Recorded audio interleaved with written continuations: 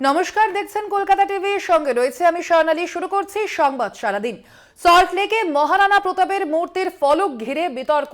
মূর্তি উন্মোচন করেন তৃণমূল সাংসদ কাকলি ঘোষ দস্তিদার। যার মূর্তি তার নাম ছোট করে লেখা, যিনি উদ্বোধন করলেন তার নাম বড় করে লেখা। বিজেপি সি আইল্যান্ডে বিক্ষোভ, বিজেপির ঘটনাস্থলে যায় বিধাননগর উত্তর থানার পুলিশ। যিনি উদ্বোধন করলেন তার নাম বড় করে লেখা, এমনটাই বলা হয়েছে। এবং সল্টলেকে মহারানা প্রতাপের মূর্তির ফলক ঘিরে এই বিতর্ক শুরু হয়েছে। সিএ আইল্যান্ডে বিক্ষোভ দেখায় বিজেপি। এই এই ঘটনার প্রতিবাদে বিজেপির বিক্ষোভ, ঘটনাস্থলে যায় বিধাননগর উত্তর থানার পুলিশ। সল্টলেকে মহারানা প্রতাপের মূর্তির ফলক ঘিরে বিতর্ক শুরু হয়েছে।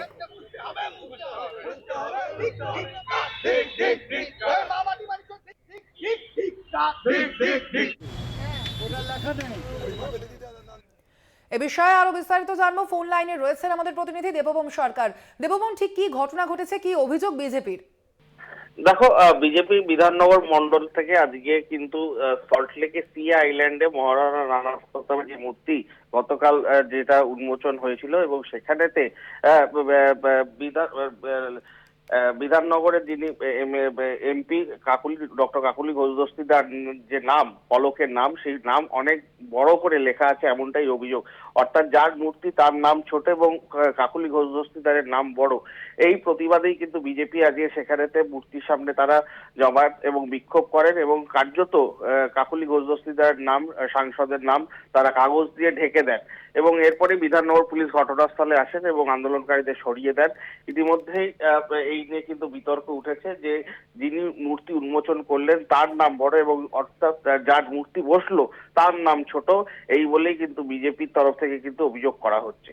স্বর্ণালী, একেবারেই দেবভৌম, অর্থাৎ যেমনটা বোঝা যাচ্ছে যে যার মূর্তি তার নাম ছোট করে লেখা হয়েছে, এবং যিনি এই মূর্তির উন্মোচন করেছেন তার তার নাম বড় করে লেখা হয়েছে। দেবভৌম, এ বিষয়ে কাকলি ঘোষ দস্তিদারের কি কোনো প্রতিক্রিয়া মিলেছে?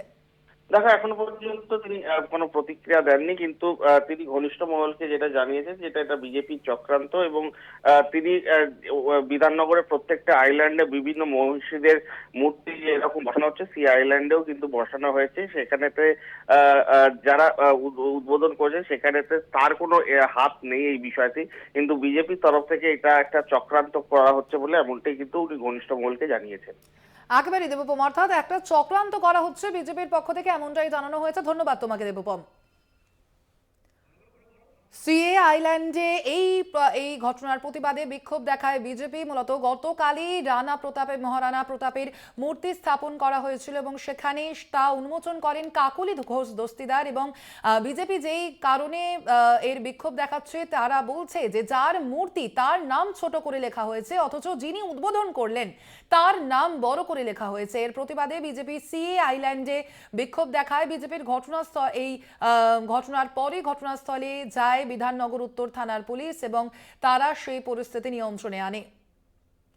গতকালই উদ্বোধন হয় মহারানা প্রতাপের মূর্তির, এবং তা উদ্বোধন করেন তৃণমূল সাংসদ কাকলি ঘোষ দস্তিদার। এবং বিজেপির যেমনটা অভিযোগ যে যার এই মূর্তি তার নাম ছোট করে লেখা হয়েছে, এবং যিনি এই মূর্তির উদ্বোধন করেছেন তার নাম বড় করে লেখা হয়েছে। এর প্রতিবাদেই বিজেপি সিএ আইল্যান্ডে বিক্ষোভ দেখায়।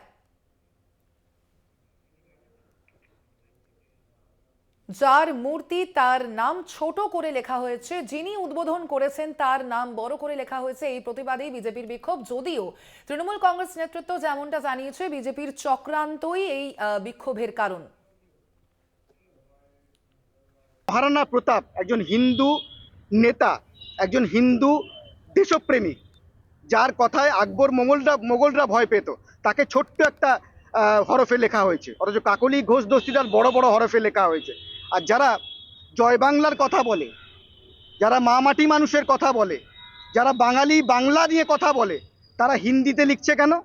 কোথায় গেল বাংলার সেন্টিমেন্ট? কোথায় গেল বাঙালির সেই গান?